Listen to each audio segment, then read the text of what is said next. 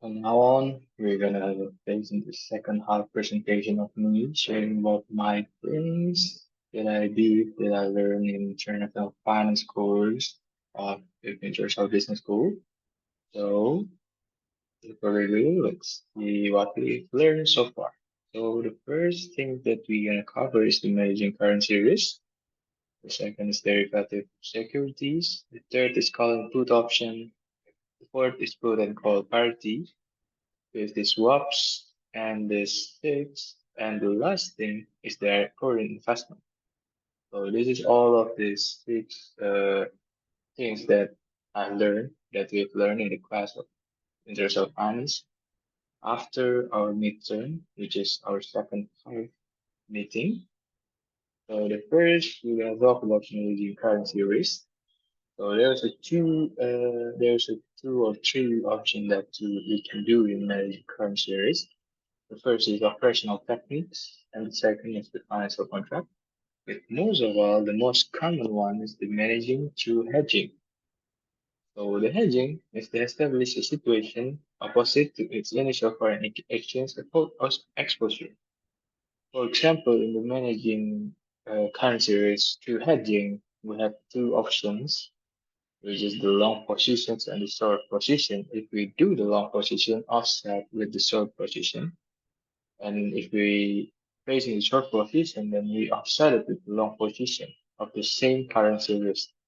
So there's no different currency risk in here, but we can mitigate the risk. We can lowering the risk by managing the currency through the long position, short position that offsets for the difference one to another. Next is the derivative securities. Derivative securities, there's a forward contract. This is about long versus short. So the forward contract, there was a two situation of the forward contract. The first is the initiation of the contract. Spot price with the forward price is same as the delivery price, but by the maturity or the delivery time, the spot price is equal to forward price and delivery price. The payoff is the difference between the spot price at the delivery time and the delivery price.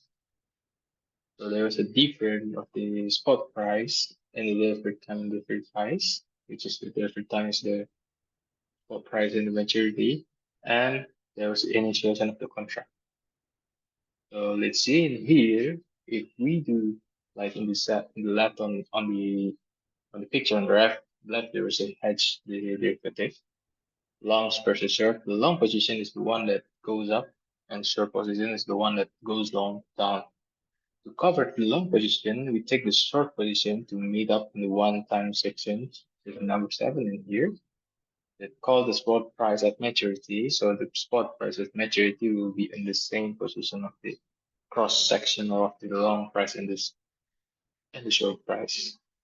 So the next is the arbitrage opportunity because we do that there is a difference between the long and short. There is a different timing of it. So there is an arbitrage opportunity. If we borrow 10 million rupiah and convert it to $1 US, and into the next year there was a 30% interest rate in rupiah and deposit of USD there was a 10%, we get 13 million and we get 1,100 US dollar in the difference. So by that we have the sell forward price. We can use it for this like 1,100. Pay with this in and we get 16.5 million. With this, we have the 3.5 million in profit for doing nothing. So this is how this arbitrage opportunity do in international finance, especially in the long and short position of the derivative. So there is a difference between forward and futures. The forward is tailor-made between two parties, and futures is standardized and is traded in the organized exchange. There's a key difference with the forward and futures. The forward is tailor-made, of course, like I said before, traded over the counter, liquid, inability and without clearing house that warrants performance. Different with futures. The futures that there was a standardized contract. There was an organized exchange for futures. There was a liquid secondary market trading. The futures also have the ability to market. And futures also came with clearinghouse that warrants performance. So the next is the Jakarta Future Exchange. Like I said before, that future have the this was uh, having the organized exchange, and it was a standardized contract. The organized exchange of Indonesia, the future is Jakarta Future Exchange or JFX. This is how the JFX works. There was a P, so pialang or broker. There's a brokers in there. There was an N, is the buyer in there. And there was a clearinghouse, like I said before, with clearinghouse that warrants performance. Like in the below the JFX tree, there was a clearing as well as clearinghouse, and there's pedagang in there. And the next is the call and put option. The option is the contract that gives the holder right to buy, call, or sell. So there's a call option and put option. If the call option is the contract that gives the holder the right to buy, if the put option, there's a contract that gives the holder right to sell. Option is a certain amount of a certain underlying asset with a certain predetermined price, or we call it extra price at a certain time in the future. So there was two options that we know. There's the American option and there's the European option. American option is allow a trader to exercise their buy or sells in options at any time before the option's expiration date. While the European option, they can only choose to exercise or not this option on the date of expiration. American can do that. They can exercise their options in any time before the option's expiration date, while the European option only do that to only allows them to exercise is the option to in the date of expiration. So this is the call option. Like I said, the user call is increasing because call is the right to buy. Because there is a right to base, meaning that you expect the price to be higher. There is a payoff long call option, there's a long and short option, there's a long short is lower, long is increasing, long is to buy and short to sell. There's a break-even point that happened. There is an X and C, X plus C. We're gonna talk about X and please C later. And also put option. Put option is the contract that you give the holder the right to sell because you have the right to sell. The lower the price, the higher the option can be valued.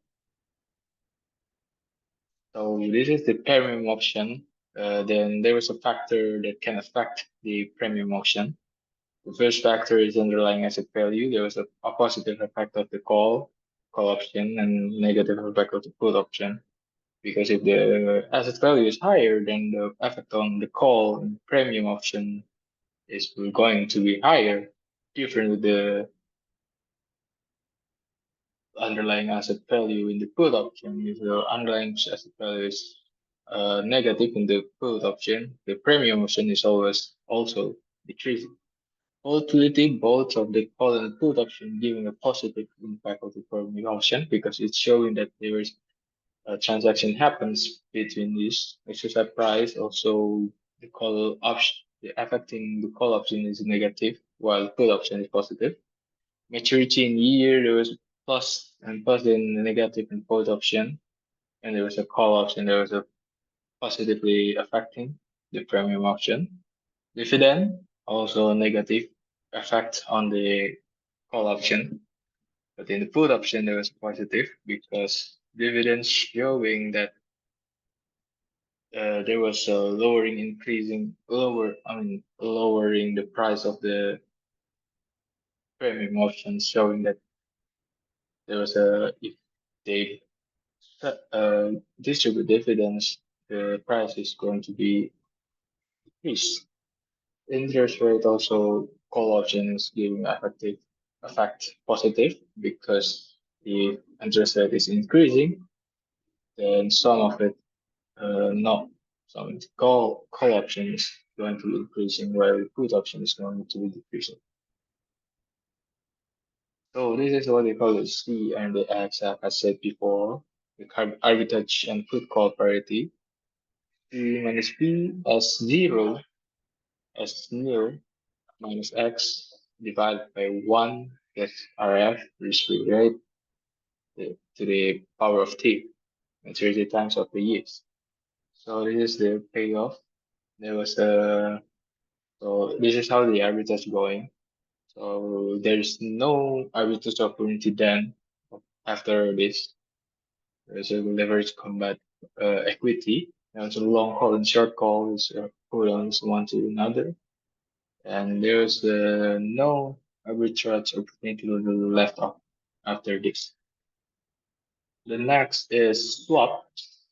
Swap is an agreement to exchange cash flow at specified time, future time, according to certain specified rules.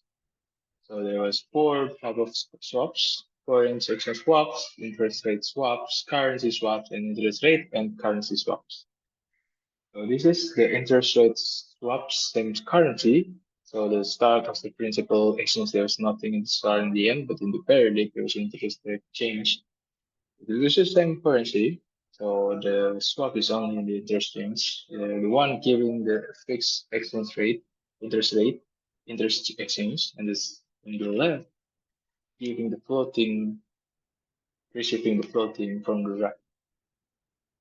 There's a currency swap. There's a swap between the currency one to another. In this case, there was an Indonesian rupiah and US dollar. They start off with the principal exchange. There was the right, on the right is giving the left the Indonesian rupiah, and the left giving the right the US dollar. Interest rate exchange, both they are fixed rate, so both happen in the fixed rate. So there's no difference of the rate between the Indonesian rupiah and US dollar. But at the end, there was in principle repayment because one is giving back the Indonesian rupiah back from the left to the right, and also the US dollar is paying repayment back from the right to the left. Next is the currency interest rate swaps. So there's a currency and also there's interest rate that happens in this swap. The first swap is the same as before. There was an rupiah and US dollar exchange in this case. The right giving the left the rupiah and the left giving the right US dollar. The periodic and the interest rate exchange, there was a difference of the interest rate. So the right giving the US back in the floating rate, and the left giving the Indonesian rupiah the fixed rate. So by the end of the price, and at the end, it was same as the before currency swap. There was a principal repayment between the left and the right.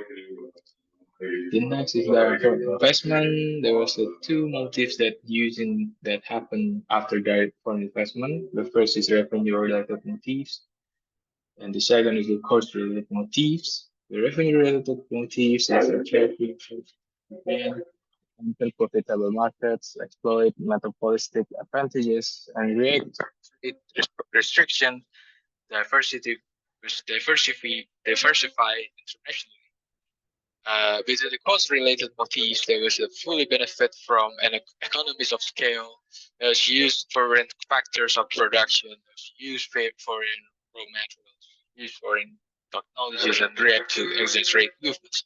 So there's two different legs. One is using the cost-related, which is one that investing in foreign. They are building their factory there because it was cheaper, but the revenue-related motive that using they're investing into the higher income level of the country and the more profitable markets that can they exploit in there. So this is how you calculate the minor competitiveness. There's a 5 different elements competitiveness. Quality of the national business environment, state of customer development, sophistication of companies' operation, and this strategy is the microeconomic competitiveness. There was a small economic competitiveness in there. And there's macroeconomic competitiveness, which is the social infrastructure and political institution and economic policies. So these are the nation level of the competitiveness. These all its roles in international and There's also the Michael Porter's diamond model, the sources of national competitive advantage. There was a firm strategy, there was a demand condition, there was a related and supporting industries, and there was a factor condition. These all factors are affecting one to another. These all factors also giving off the nation's competitive advantage. So these are the factors as sources of the national competitive advantage. If Indonesia wants to get a more national competitive advantage than other countries, there will be firm strategy, refinery. There's a related supporting industries, factor conditions, and demand conditions.